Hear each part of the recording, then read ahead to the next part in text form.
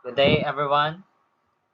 For those who don't know me, I am John Christopher Haro, and I will present to you my asset allocation and also my strategies on investing. Without further ado, let's start. So, as a student, I have set some realistic goals, and one of it is to beat inflation. But also, even though I have low risk, I'm aiming for a steady growth for the long term. So, I consider myself moderate conservative because of the reasons that I am a finance student and I have some knowledge with regards to finance and the economy. And also I have a longer time horizon. That means I can take more risk than compared to the older ones. So as you can see here, I have a pie chart. Each pie chart consists of different colors. Each color represents each classes. And also it has each portion for one of them: 20%, 30%, 10%. The lowest is the alternative investment. The 20% are mutual funds, emergency funds, and then the equities. And the biggest one, the 30%, is the fixed income.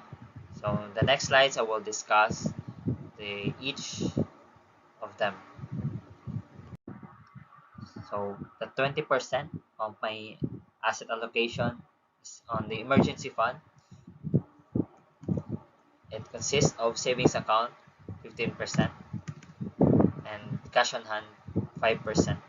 So under savings account, I have digital savings, GCash 10%, and the debit 5%.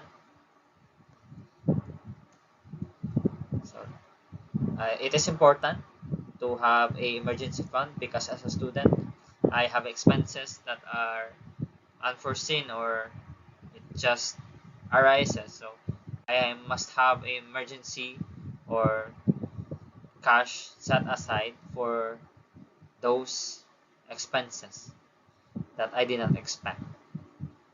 It also gives me a more breathing space, so I will not be worried for expenses or the sudden changes in my allowance. For example, income on the 30%, I put 10% on corporate bonds, and for the 20%, I put on the government bonds. So the reason why government bonds is higher, which is 20% compared to the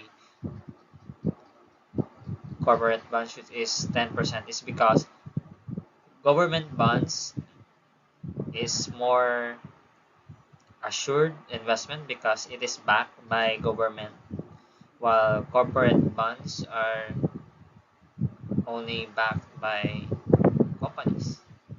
So I think it's self-intuitive for me to go for government bonds more compared to the corporate bonds.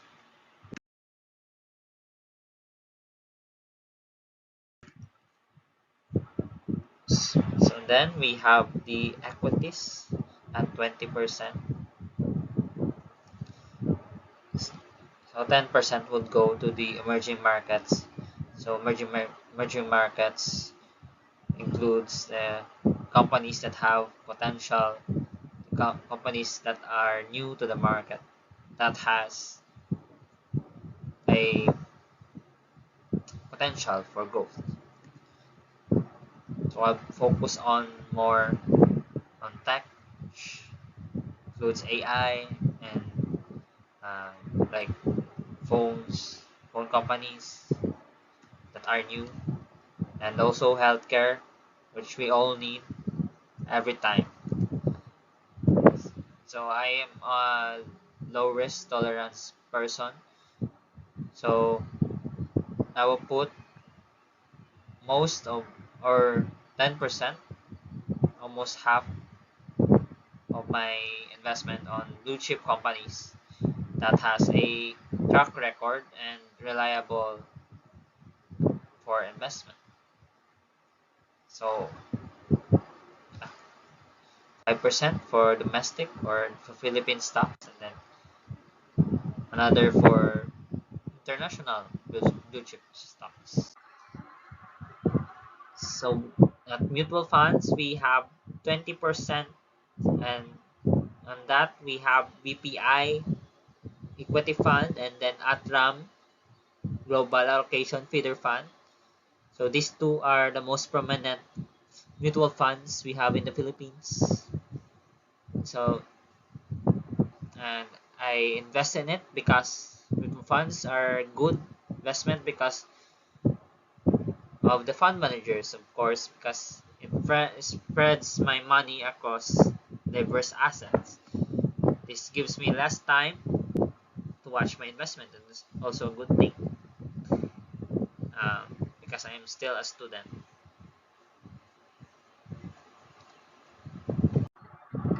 So the last part of my investment, which has the lowest portion, is the alternative investments with 10%. So under it, I have the gold and then the real estate. So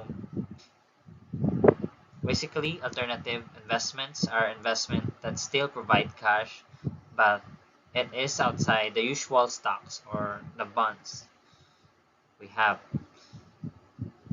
So investing in it is important because it further diversify my assets.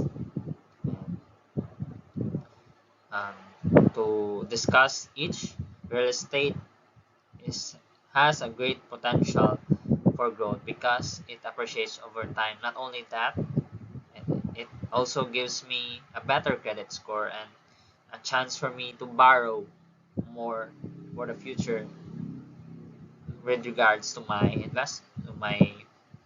business. So gold is also a trustworthy investment because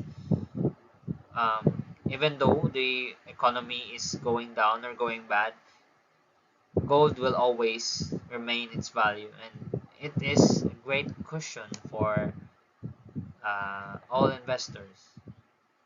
That's what I learned or I heard. So metals will always provide or maintain value.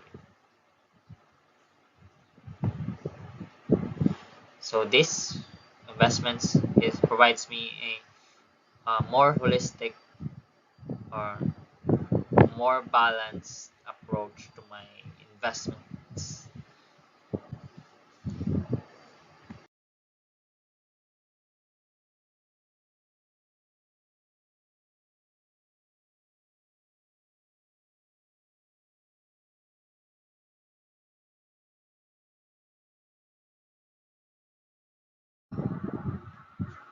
So with all that in mind, my investments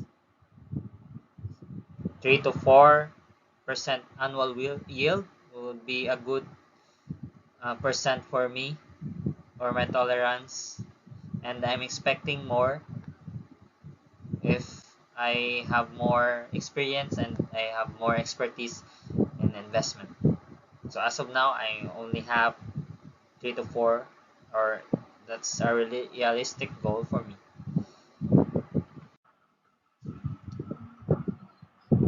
So as a normal human being, I am always growing and I am always developing, and with that are and adjustments according to my skills and my capabilities. So four these are the four strategies that I think would help me in giving a positive improvements to my skills as a investor.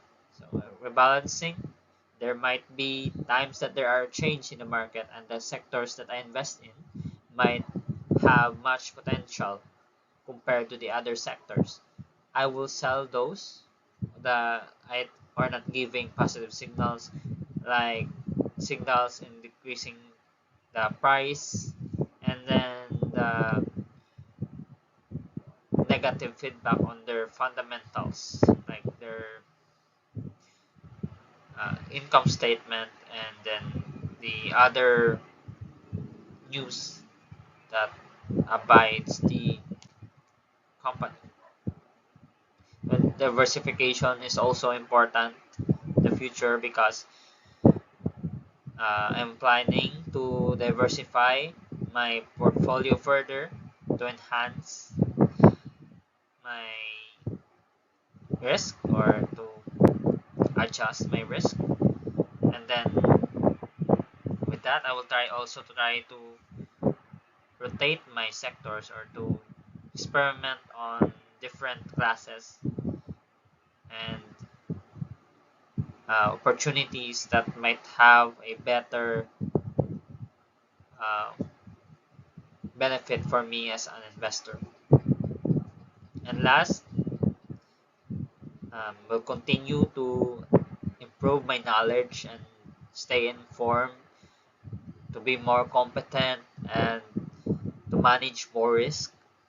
I will try to widen my knowledge and regularly watch news that is on online platform or social media like Facebook or Instagram.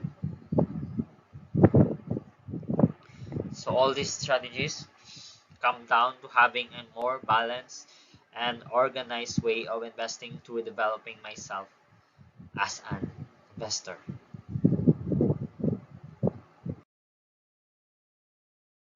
So that's all. Thank you for listening. I hope you learned something about my presentation, and I wish you all a good day and good luck for your investments. With that, thank you and bye bye.